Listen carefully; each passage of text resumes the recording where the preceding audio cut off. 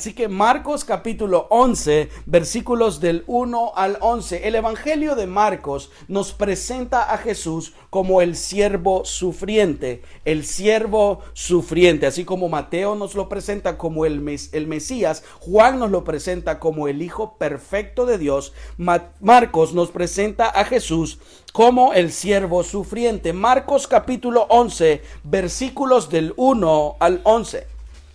Y yo quiero que me preste atención a medida usted busca el pasaje de la escritura que vamos a leer o a escudriñar en esta mañana.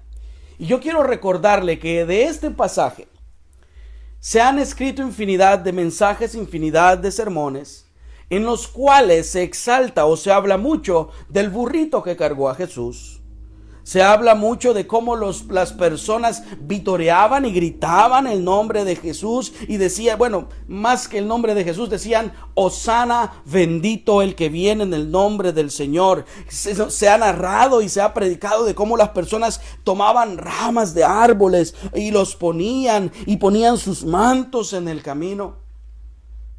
Pero lo verdaderamente importante no son esas cosas que sucedieron alrededor de Jesús, por decirlo así, sino que lo verdaderamente importante era saber cuál era el motivo real y verdadero, fíjese bien, por el cual estas personas cantaban y extendían sus mantos para recibir a Jesús. ¿Cuál era el verdadero motivo de estas personas? Hermanos, hay momentos en nuestras vidas que son momentos, son una mezcla, por decirlo así, de cosas dulces y cosas amargas, decimos en muchos casos. Y en cierto sentido, cuando yo veo este pasaje, en cierta manera, aunque Jesús era el Hijo de Dios, es el Hijo de Dios, el Salvador del mundo, y yo puedo pensar que en cierta manera, así fue la semana de nuestro Señor Jesucristo, la última semana de nuestro Señor Jesucristo en la tierra, antes de su muerte y luego de su resurrección. Y es que comenzó esta semana con lo que pareciera un momento triunfal. Jesús fue recibido por una multitud que aparentemente lo recibió con mucho gozo, con mucha alegría, con gritos de victoria, una multitud que quiso o quería coronar a Jesús como su rey. Y déjeme decirle que en esta multitud de personas que habían cuando Jesús llega a Jerusalén, habían personas que sí de verdad creían en Jesús como su Salvador. Tristemente, aunque habían personas que sí creían en Él, tristemente una gran mayoría de personas no creían en Él como su Salvador. ¿Y por qué digo esto? Porque muchas de estas personas en esta multitud fueron las mismas personas que una semana más tarde exigirían su crucifixión. Y aunque quizás suene un poco chocante esta enseñanza o el título de esta enseñanza, a esta enseñanza le hemos titulado El falso recibimiento de un rey. Y es que Jesús inicia su última semana antes de ser crucificado en la tierra, entrando en la ciudad de Jerusalén, en lo que muchos de nosotros conocemos como la entrada triunfal. Y si tiene sus Biblias, quiero que me acompañe a Marcos capítulo 11, versículos del 1 en adelante. Dice la escritura se lee en el nombre del Padre, del Hijo y del Espíritu Santo. Cuando se acercaban a Jerusalén, junto a Betfagé y a Betania, frente al monte de los olivos, Jesús envió 2 de sus discípulos y les dijo: Id a la aldea que está enfrente de vosotros, y luego que entréis en ella, hallaréis un pollino atado, en el cual ningún hombre ha montado. Desatadlo y traedlo.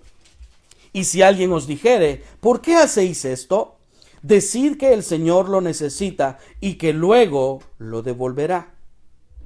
Fueron estos 2 discípulos, dice la escritura, y hallaron el pollino, el burrito, atado afuera a la puerta en el recodo del camino, y lo desataron.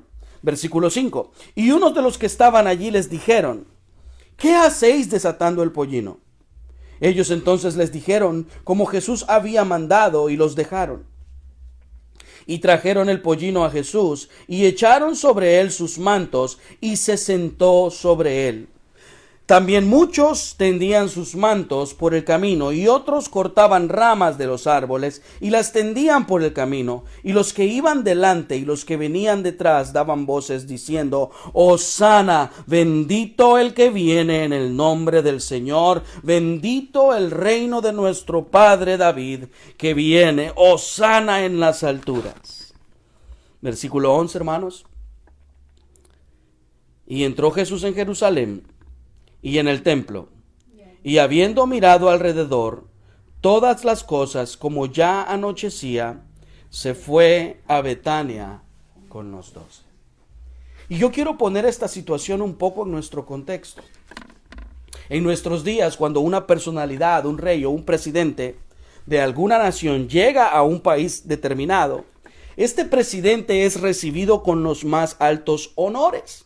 En muchos casos, muchos hemos podido observar que se pone una alfombra roja desde la escalera del avión. Cuando el avión se le ponen las escaleras al avión, de ahí parte una alfombra roja sobre la cual esta persona camina como parte del protocolo.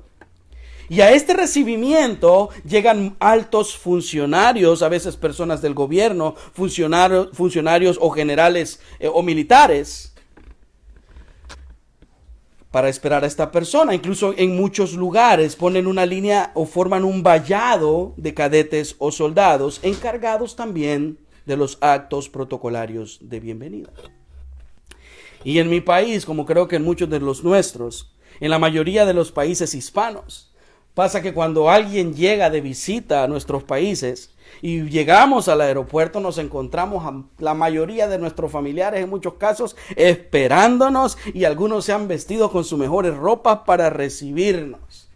Y lo mismo sucedía en esta parte. Lo mismo sucede en los tiempos bíblicos. La Biblia nos narra la manera en la que los reyes, tanto en el Nuevo como en el Antiguo Testamento, eran tratados y eran recibidos al ser nombrados reyes. Por ejemplo, en el segundo libro de Reyes se nos narra lo que sucede luego de que el profeta Eliseo envía a uno de los hijos de los profetas para ungir a Jehú como rey sobre Israel.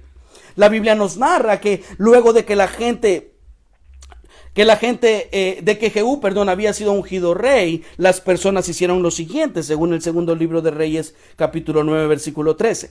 Entonces, dice la Escritura, cada uno tomó apresuradamente su manto y lo puso debajo de Jehú en un trono alto, y tocaron corneta y dijeron: Jehú es rey. Las personas, al enterarse que Jehú era rey, pusieron sus mantos debajo de él. Y es exactamente lo mismo que sucede cuando Jesús entra en Jerusalén. Luego de ver y escuchar los grandes milagros que Jesús había hecho, los mensajes o enseñanza que Jesús había dado, la gente lo recibió con la importancia aparentemente con la que se recibe a un rey, pero a diferencia de la opulencia con que se recibía a esos reyes, algunos conquistadores incluso de la época y reyes en ese tiempo, Jesús entró en Jerusalén siendo victoriado por las personas, pero de la manera más humilde, subido en un pollino, subido en un burrito. Al leer, hermanos, esta porción de la Escritura y toda la serie de eventos y actividades que estaban ocurriendo alrededor de Jesús,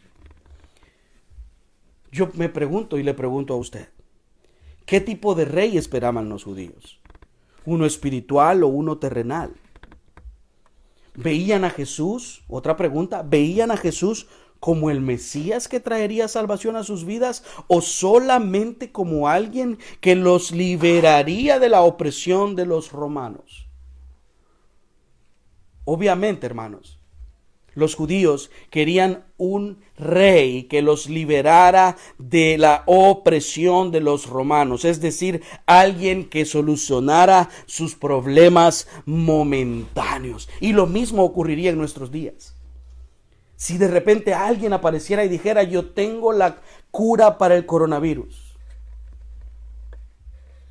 Hermano, yo le garantizo que la gente adoraría a esta persona. La gente buscaría incesantemente a esta persona. Los gobiernos se rendirían hacia esta persona. ¿Por qué? Porque estamos viviendo una situación aquí y ahora en nuestro presente y nosotros necesitamos una solución momentánea. Lamentablemente muchos de nosotros no vemos las cosas de una manera eterna, sino que las vemos para aquí y para ahora. Entonces, si veían a Jesús como alguien que podía solucionar un problema momentáneo, el recibimiento que el pueblo judío hizo de Jesús fue uno, no real, sino uno falso. Porque Jesús no quería liberar a nadie de ningún tipo de opresión momentánea. Jesús y la predicación de Jesús, y si usted se va a Marcos capítulo 1 versículo 15, dice Jesús: el reino de los cielos se ha acercado, arrepentíos y creer y poner su fe en mí, decía Jesús. Jesús quiere y quería desde este momento más que liberar a la gente de una opresión o del imperio romano. Jesús quería que las almas de estas personas fuesen liberadas de una futura condenación en el infierno. Y aunque muchas de estas personas no entendieran bien, como en nuestros días, hay personas que no entienden bien quién es Jesús,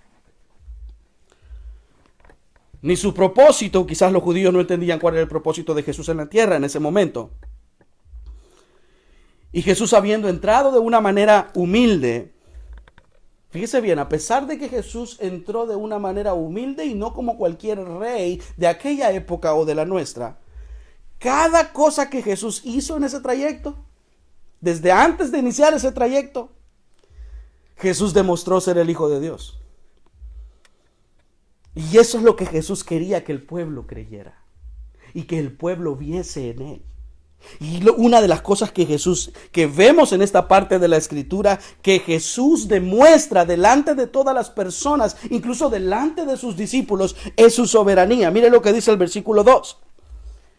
Leamos desde el versículo 1 para que vayamos entendiendo más bien mejor la historia. Cuando se acercaban a Jerusalén, junto a Betfagé y a Betania, frente al monte de los olivos, Jesús envió 2 de sus discípulos y les dijo: id a la aldea que está enfrente de vosotros, y luego que entréis en ella, hallaréis un pollino atado, en el cual ningún hombre ha montado. Desatadlo y traedlo. En esta parte de la escritura, hermano, que nos queda bien claro a cada uno de nosotros que siendo hombre, 100% hombre, él era 100% nuestro Dios soberano. Y creo que muchas veces hemos explicado esta palabra y esta palabra quiere decir que Él reina, que Él gobierna y, más importante aún, que Él controla la situación y que Él tiene un plan específico dentro de cualquier situación que nosotros vivamos. G.A. Packer dice lo siguiente con respecto a la soberanía de Dios, y me gustó un poco esta parte de esta frase que él dijo. Él dijo lo siguiente: el dominio de Dios es total. Su voluntad es la que decide, fíjese bien, su voluntad es la que decide y lleva a cabo todo cuanto decide, y nadie puede detener su mano ni frustrar, dice, sus planes. Todo lo que Dios hace desde que Jesús vivió encarnado en Jerusalén hasta en nuestros días, todo está controlado y todo ha sido decidido por Él. Y este versículo 2 nos muestra que Jesús, a veces nosotros sentimos que perdemos el control. Imagínense una multitud de esta cantidad de personas que habían ahí. A veces nosotros o cualquiera puede sentir que pierde el control. Pero Jesús en todo momento tuvo el control de esta situación. Jesús sabía lo que estaba por vivir y también lo que estaba por sucederle aquí. Vemos su omnisciencia. Y mire que hemos estado teniendo una serie de los atributos de Dios. Aquí vemos en parte la omnisciencia de Dios, es decir, su conocimiento, su control. Él controla todo porque lo conoce todo. Y esa es la ventaja de nosotros los creyentes que de verdad confiamos en Dios, que aunque no sepamos ni entendamos nada, Él que lo conoce todo, Él lo controla todo, y mi labor y la suya es nada más someternos, obedecerle y creerle de una manera voluntaria. Nada fue sorpresa para Dios. Él conocía desde el principio cómo lo recibirían. Él conocía desde el principio cuál habría de ser su sufrimiento. Él conocía cómo iba a morir, hermano. Dios sabía que Dios ya sabía. Y perdón, hermano, que a veces yo me trabo, pero es que tengo tantas cosas en la cabeza que quisiera decirlas de una vez. Pero voy a ir en orden. Dios conocía, hermano, que usted se iba a quedar sin trabajo. Dios conocía que sus horas iban a ser reducidas. Dios conocía que este virus iba a llegar quizás a nuestros familiares. No es nada nuevo. ¿Por qué? Porque en su omnisciencia Él tiene el control de todas las cosas. Jesús sabía, fíjese bien, quiénes de los que estaban ahí creían verdaderamente en Él y quiénes no. Él estaba sabedor de todo esto. Y de la misma manera lo sabe todo en nuestros días. Por eso es que Jesús, sin haber entrado a la aldea, Jesús le dice a sus discípulos: id a la aldea que está enfrente. Y según la escritura podemos pensar que está hablando de Betfagé, que era una aldea que estaba a la par, por decirlo así, una aldea vecina de Jerusalén. Y Jesús les dice: vayan allí y allí van a encontrar atado un pollino. Ustedes vayan, desátenlo y me lo traen. Y no está fácil seguir esa orden, hermanos. Aunque no lo dice la Biblia. Pero en nuestra carnalidad, en nuestra humanidad, los discípulos han de haber pensado: yo no sé, Jesús, dónde me está mandando. Yo no conozco a nadie ahí. Pero la confianza de sus discípulos no radicaba, fíjese bien, en sus inseguridades. Y a muchos de nosotros la inseguridad no nos ha permitido en estos días orar. La aflicción no nos ha permitido en estos días congregarnos. El hecho de estar en la casa y de acomodarnos, la comodidad no nos ha permitido a nosotros leer ni siquiera la escritura en estos días. Porque la situación nos tiende a desanimar o a desmotivar en ciertas áreas. Pero aquí los discípulos entendieron algo, que aunque no sabían lo que Jesús les estaba diciendo ni a dónde Jesús los estaba enviando, ellos sabían que su confianza no radicaba en ellos, ni en sus opiniones, ni en el desconocimiento de las cosas o de la situación, sino en que su confianza estaba puesta en Jesús. Estos hombres habían visto cojos sanar, leprosos ser curados, ciegos recibir la vista, endemoniados recibir, ser liberados.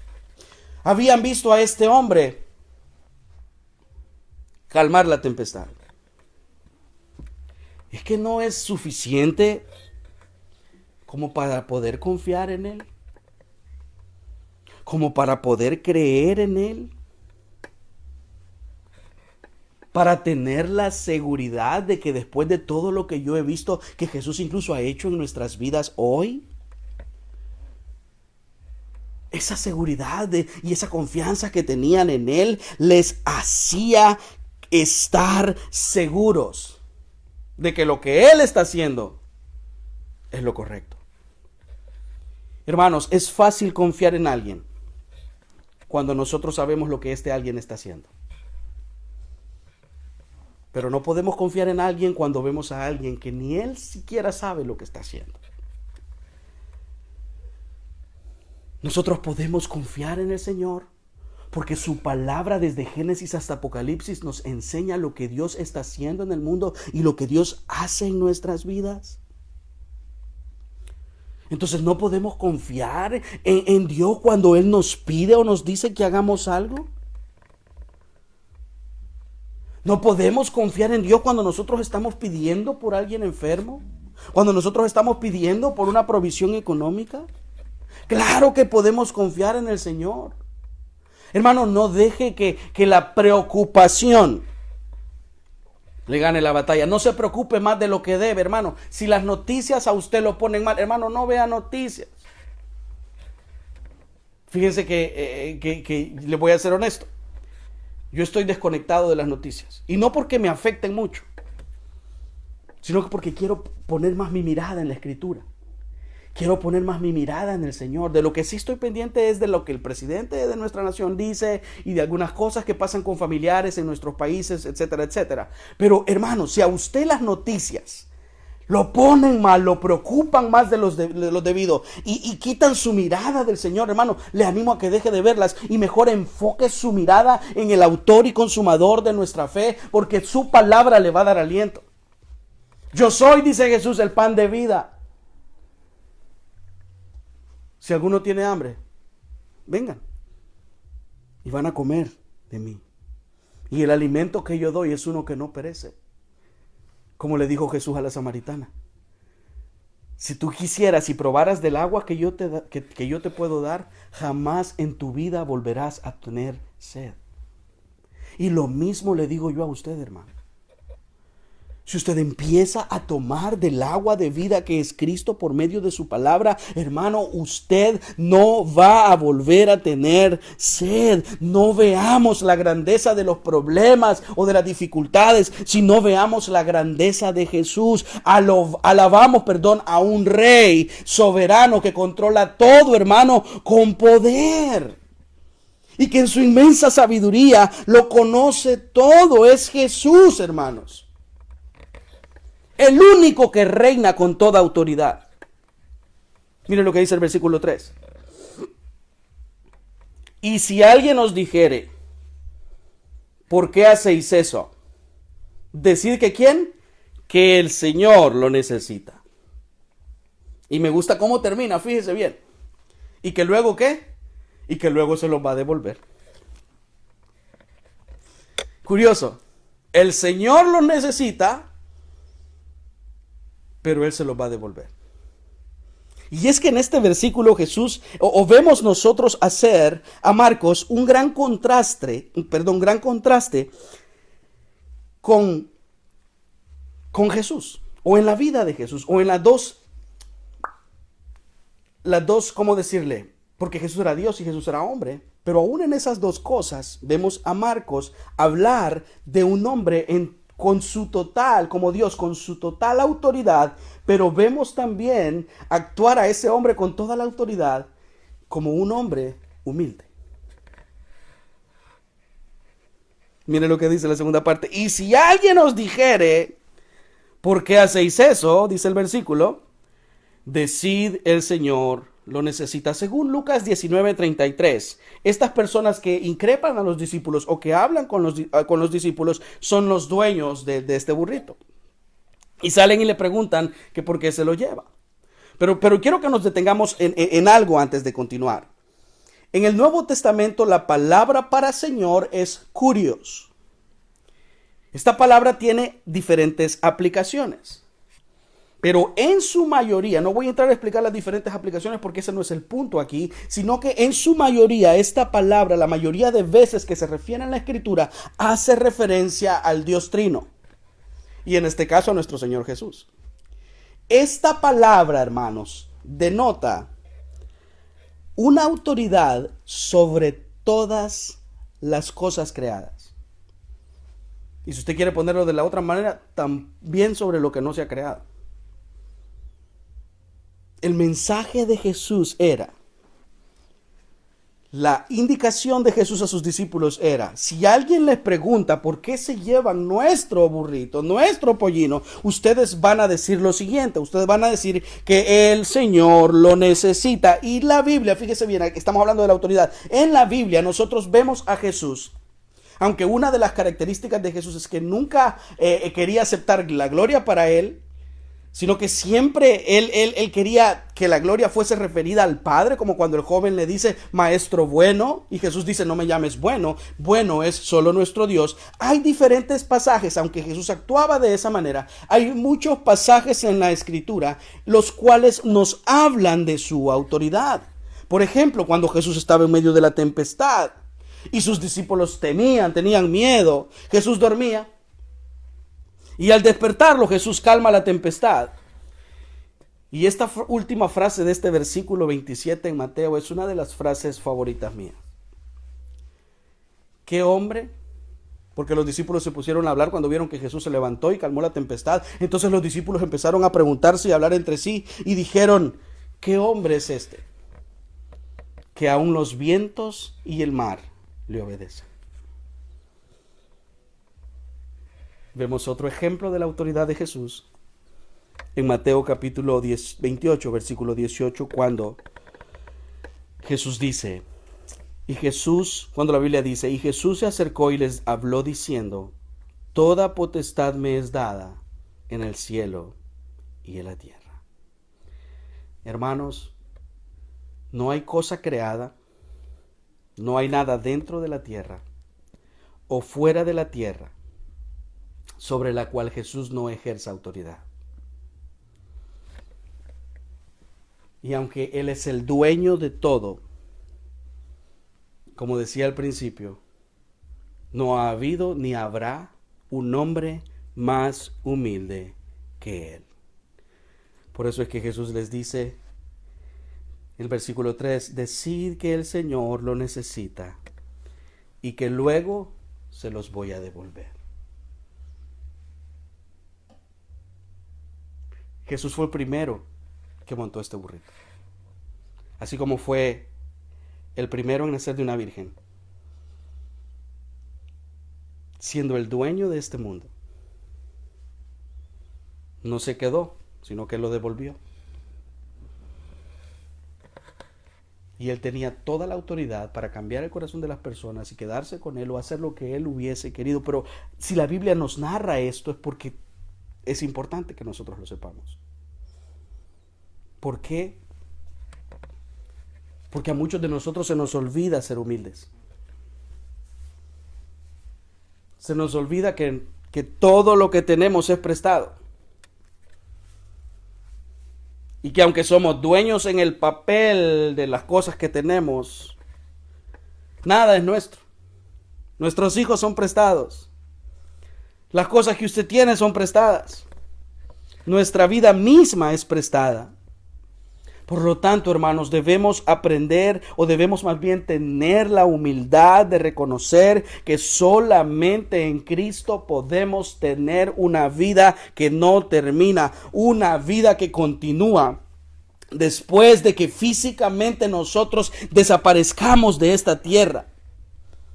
Por sobre todas las promesas de Dios hacia nosotros, esta es la más importante, hermanos. Debemos saber que somos embajadores en este mundo, que estamos aquí por un corto periodo de tiempo y que nuestra vida está allá con nuestro Señor en la eternidad. Por lo tanto, que las cosas que poseemos o la capacidad o la habilidad que tenemos no nos gane la batalla en nuestra mente y nos haga creer algo que no somos, porque Dios tiene y Él da y Él también quita como a Él le place, hermanos.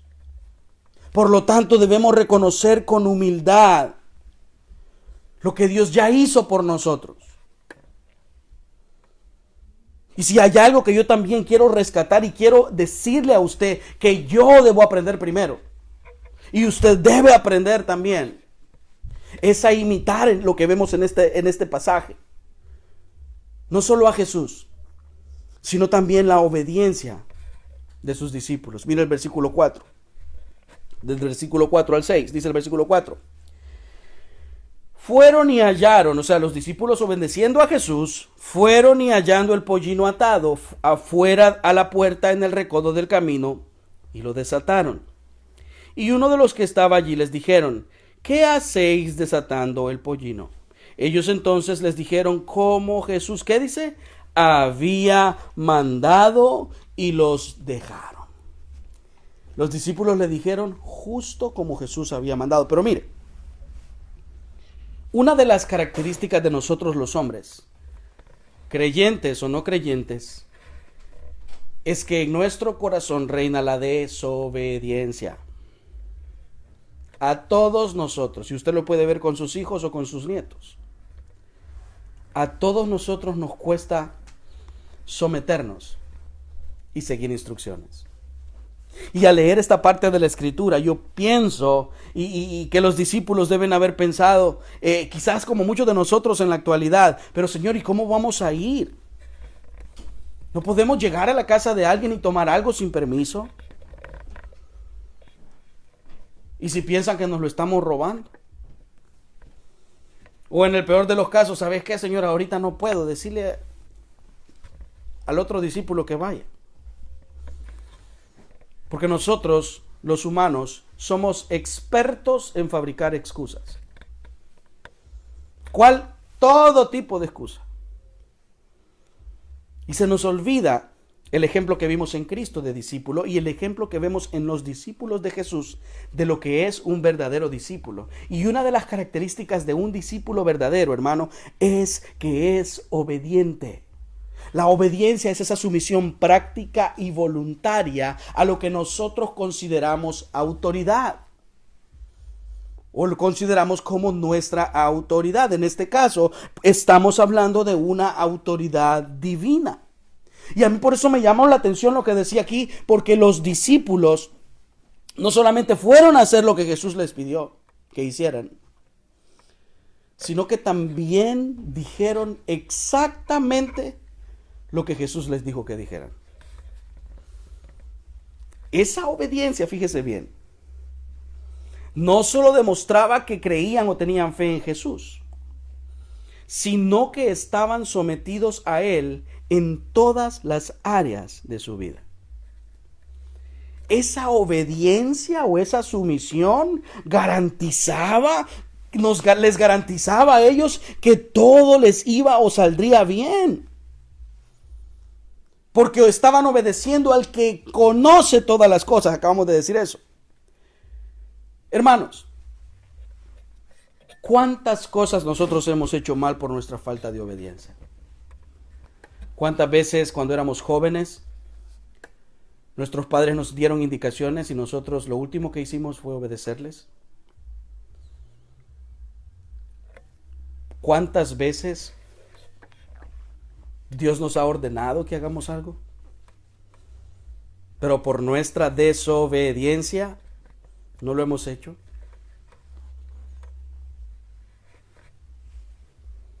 ¿Cuántas veces hemos visto que mi vecino tiene necesidad y no hemos hecho nada para ayudarle? ¿Cuántas veces nosotros hemos dejado de servir en la iglesia? ¿Cuántas veces nosotros hemos dejado de ayudar económicamente o financieramente en la iglesia? ¿Cuántas veces nosotros hemos dejado de compartir el evangelio con alguien? ¿Por qué estas cosas ocurren en nuestras vidas? Porque nuestras vidas no se han sometido por completo al Señor y a su señorío. Todos queremos un Salvador como los judíos. Alguien que me sane, así. Y que me libere del rey este que me está oprimiendo con los impuestos y que me está oprimiendo, con todas las otras ordenanzas o leyes que ha puesto en el pueblo. Yo quiero a alguien que me ayude y que me saque de esto ya. Lo mismo sucede con nosotros.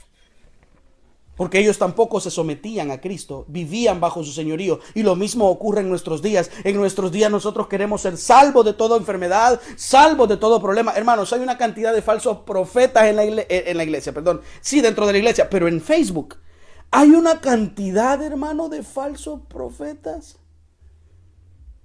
¿Y sabe qué es lo que más me llama la atención? Que la gente está viéndolos constantemente. 3,000 vistas en vivo, 4,000 vistas, 300 vistas, 500 vistas, 600. Y eso no es el punto. Pero para mí sí es importante porque están afectando la vida de muchísimas personas, no para bien. ¿Pero por qué sucede eso? Porque la gente primero no conoce la escritura y porque la gente anda buscando algo que me sane aquí y ahora, porque hemos dejado de entender que nuestra mejor vida no es aquí y ahora, como dijo Joel Austin. Nuestra mejor vida no es aquí, sino en el cielo junto a nuestro Salvador y a nuestro Creador. Por eso Jesús dijo: voy a ir a preparar un lugar para ustedes, para que donde yo esté, vosotros también estéis. Hermanos, esa es nuestra meta, no este mundo lleno de pecados.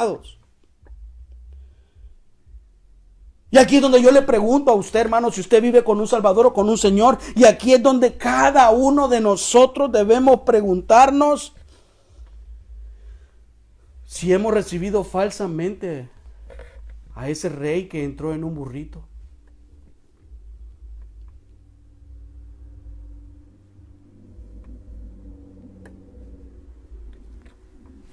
Y eso es falso, es fácil saberlo, hermanos. Nuestra obediencia a su palabra es la prueba de que le hemos recibido verdaderamente.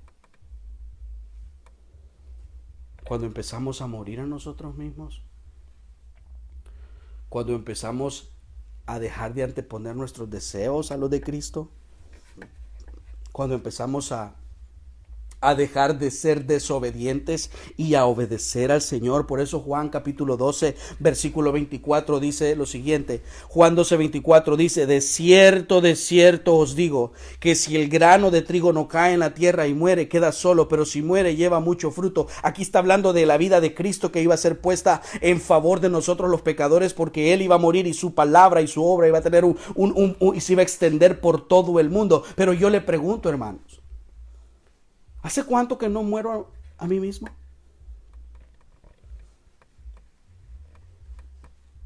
El día en que nosotros no muramos a nosotros mismos, o el día en que nosotros muramos a nosotros mismos, más bien dicho, ese día nuestras vidas van a llevar mucho fruto y vamos a infectar con el evangelio a todas las personas a nuestro alrededor.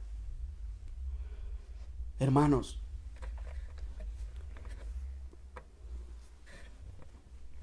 debemos ver que en esta porción de la Escritura, al cumplir los discípulos al pie de la letra las instrucciones de Jesús, sus discípulos van, le dicen a los dueños, si usted quiere ir a Lucas 19, ahí sale que son los dueños, ahí lo cuenta el doctor Lucas. Pero estos hombres llegan, desatan el pollino, traen el pollino, lo llevan a Jesús, sientan a Jesús en él, y Jesús se prepara para recibir la adoración, entre comillas de algunos, de la multitud. Mira lo que dice el versículo 7 y el versículo 8. Y trajeron el pollino a Jesús, y echaron sobre él sus mantos, y se sentó sobre él. También muchos tendían sus mantos por el camino, y otros cortaban ramas de los árboles y las tendían por el camino.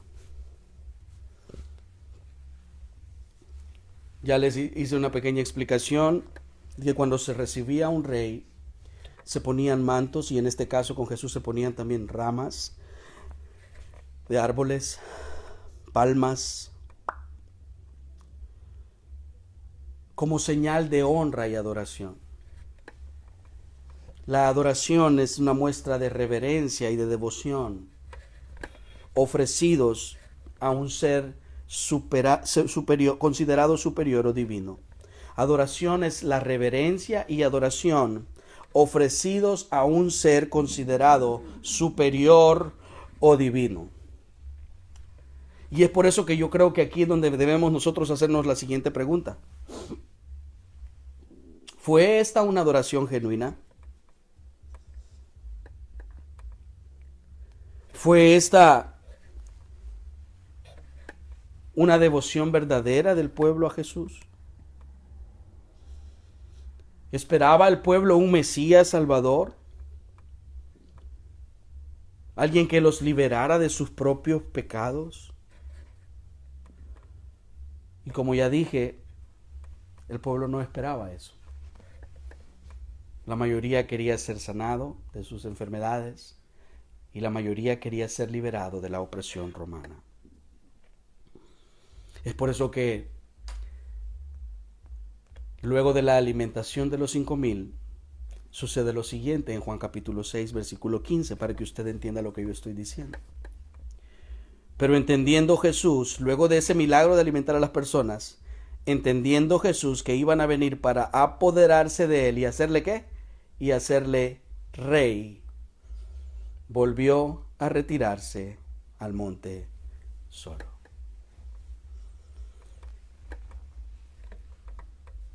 Desde este momento la gente quería hacer a Jesús rey, porque habían visto un poder sobrenatural en él, un poder divino en él.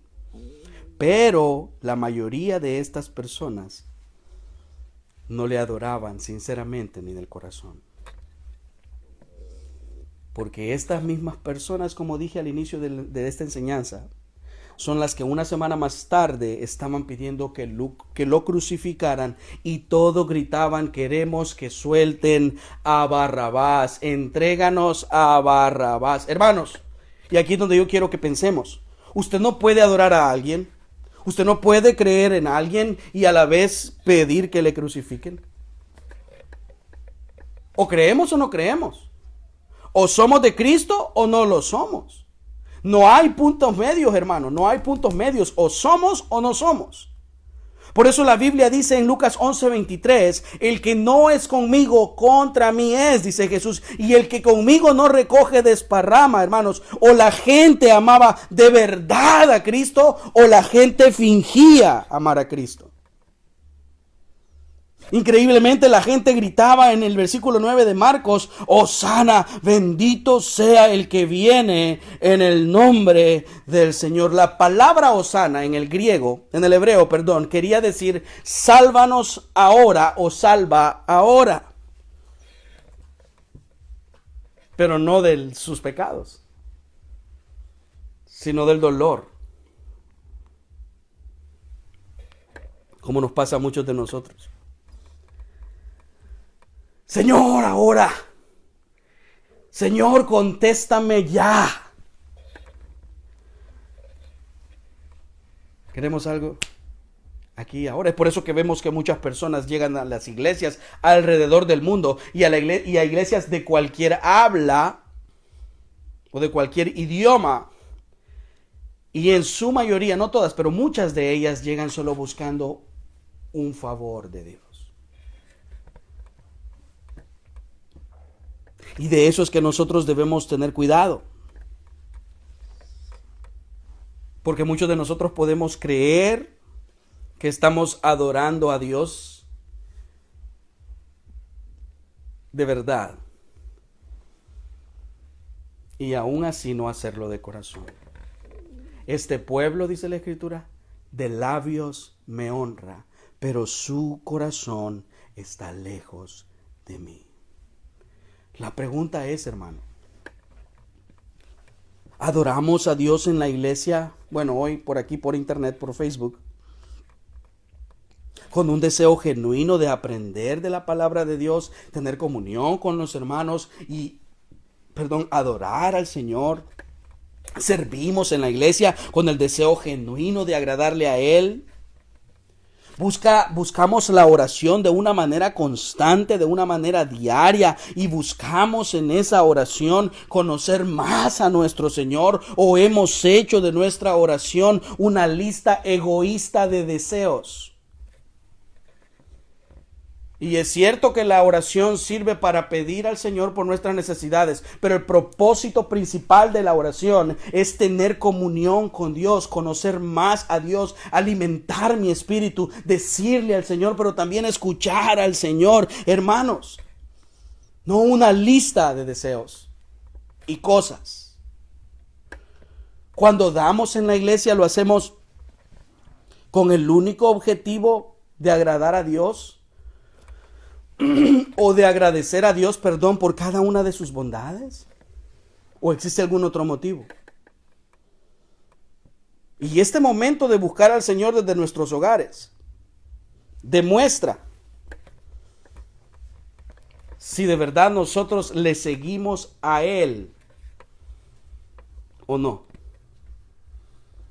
¿Por qué digo esto? Porque con esta cuestión nos acomodamos. El hecho de que no nos congreguemos en un local físico no quiere decir que no tenemos que buscar del Señor por cualquier otro medio. En el Nuevo Testamento, hermanos, en el Antiguo Testamento en el Nuevo Testamento no habían a veces templos. Jesús predicaba, y si usted se fija, una de las características de Jesús, y eso estuvimos leyendo el día viernes en el estudio, en el grupo familiar, Jesús predicaba a la orilla del mar. Jesús predicaba en una barca. Y ahí se quedaba la gente. Y si no, váyase allá a Mateo capítulo 5 al 7, el Sermón del Monte, y vea dónde predica Jesús. El lugar o el medio es lo menos importante cuando hay un corazón deseoso de ser alimentado de la palabra de Dios. Hermanos, ¿a dónde iremos si solamente Jesús tiene palabras de vida eterna? En este momento, ¿a quién puede ir usted? Si no nos queremos acercar a nadie, hermano. Hermano, yo sentí extraño ayer que una vecina aquí me pidió ayuda. Ella tiene una niña de 3 años. Cuando la niña me vio, es primera vez que la conozco, la niña se salió corriendo a abrazarme como que me conociera, y la mamá atrás de ella, no. Y yo, cuando la niña llegó, hermano, yo casi que salto para atrás porque no quería que me abrazara. A eso hemos llegado. Pero yo sé en quién he creído. Y sé que en quien hemos creído tiene la capacidad de controlar esta situación, pero también de guardar no mi cuerpo, sino mi alma hasta una eternidad con Él. Hermanos, ¿es su adoración genuina a Dios?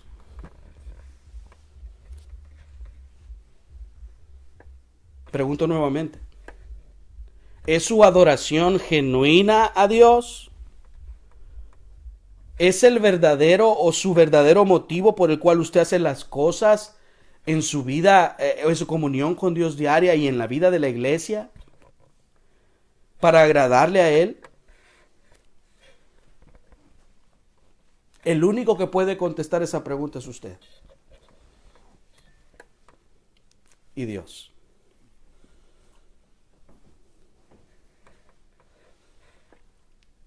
Hermanos, en este pasaje vemos que Jesús no quería ser el gobernante de este pueblo. Jesús no pretendía ser el emperador, ser el rey, ser el gobernador, como usted quiera llamarle, el presidente si quiere llamarle. Jesús no quería ser el rey del pueblo, pero sí quería ser el rey del corazón de estas personas. Pero nosotros los hombres ponemos nuestra mirada en las cosas que no las pone Dios. Nosotros vemos la apariencia, Dios ve el corazón. Nosotros vemos la cantidad, Dios ve el corazón. Nosotros vemos que hoy no, yo no puedo evangelizar porque no sé qué decirles, pero Dios ve la intención. Aunque no le dijo nada, usted no supo qué decir, pero Dios vio la intención con que usted hizo las cosas. Le llamó a un hermano para ver cómo estaba, el hermano no le contestó. Hermano, usted ve la intención, ve la intención por el cual usted hace las cosas. Y no va a recibir de la iglesia ni del pastor, va a recibir usted del Señor. Porque Él es el que bendice y el que paga. Es por eso que cuando Jesús veía, o quizás Jesús empezó a ver a su alrededor y saber en su conocimiento de todas las cosas, que la gente no le buscaba por lo que Él era, sino por lo que les podía dar, Jesús se entristeció por lo que vio. Mira el versículo 11. Y entró Jesús en Jerusalén y en el templo, y habiendo mirado alrededor todas las cosas, como ya anochecía, se fue a Betania con los 12. Ahora quiero que se vaya a Lucas capítulo 19.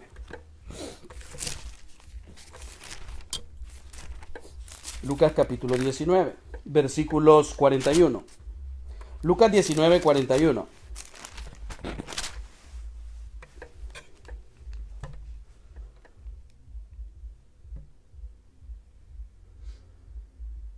Amén. Versículo 40. Él respondiendo les dijo: os digo que si estos callaran, las piedras clamarían. Versículo 41. Y cuando llegó cerca de la ciudad, al verla, lloró, dice, sobre ella, diciendo: oh, si también tú conocieses a lo menos en este tu día lo que es para tu paz, mas ahora está encubierta a tus ojos. Jesús entró en la ciudad y Jesús luego entra al templo. Y habiendo mirado todo a su alrededor, le produjo tristeza.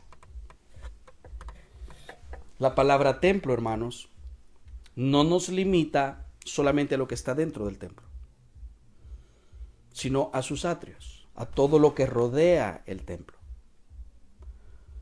Y todo lo que vio Jesús, tanto en Jerusalén como en el templo, no le gustó.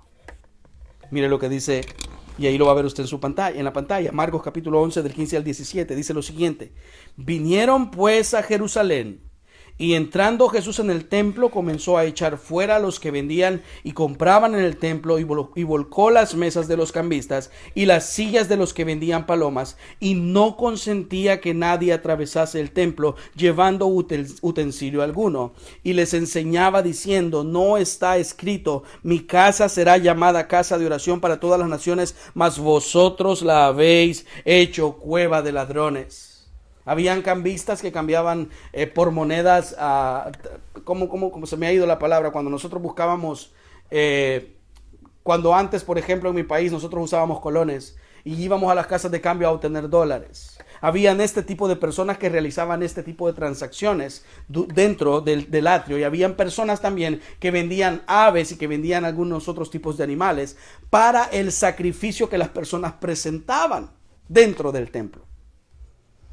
Entonces cuando Jesús ve que su templo fue utilizado, estaba siendo utilizado para hacer este tipo de transacciones, y traer y llevar todo tipo de mercancías,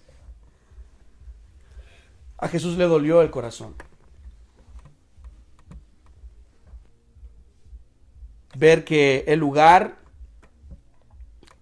de utilizar el templo para alabar y adorar a Dios, la gente utilizó este templo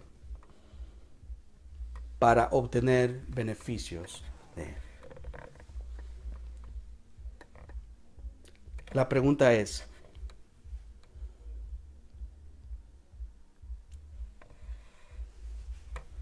¿qué ve Jesús en los templos de hoy? Hablemos del templo físico, del local de una iglesia. ¿No es cierto que nuestras iglesias están llenas de mundanalidad? ¿No es cierto que nuestras iglesias están llenas de pensamientos e ideas filosóficas? ¿No es cierto que muchos creyentes cantamos canciones que ni siquiera alaban el nombre del Señor? Hemos adaptado canciones del mundo para alabar al Señor. ¿Qué ve Jesús en nuestra iglesia? ¿Se lo ha preguntado usted, hermano? Si le agrada a Dios la adoración que nosotros hacemos aquí.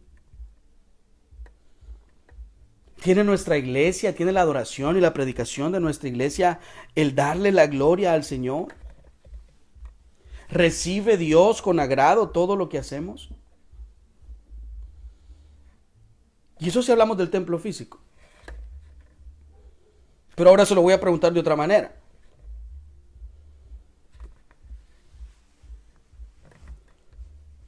La Biblia dice que nosotros somos, ¿qué dice? Templo y morada del Espíritu Santo. ¿Qué ve Jesús en nosotros? Y como dije anteriormente, el único que puede contestar esa pregunta, además de Dios, es usted. ¿Ve Dios en mí un corazón sincero? ¿Un corazón honesto?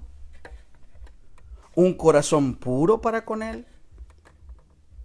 ¿Ve un corazón que vive más en su carne que en el espíritu?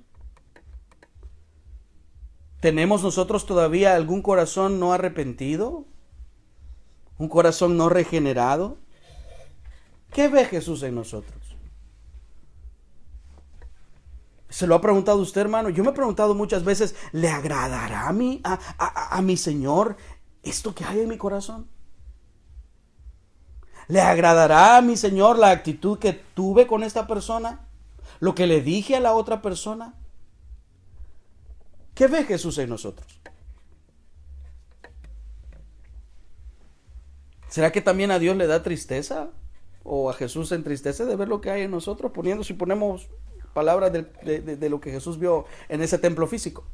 Si utilizamos esas palabras para ponerlas en nuestro contexto, sabiendo que nosotros somos su templo, dice la Escritura.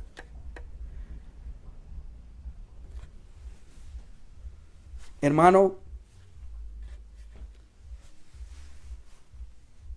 yo no sé qué es lo que Jesús ve en nosotros.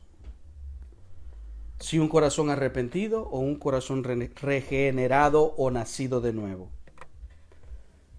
Pero yo quiero animarle a usted a que ponga su confianza en Cristo. A que si no se ha arrepentido, que se arrepienta de sus pecados hoy.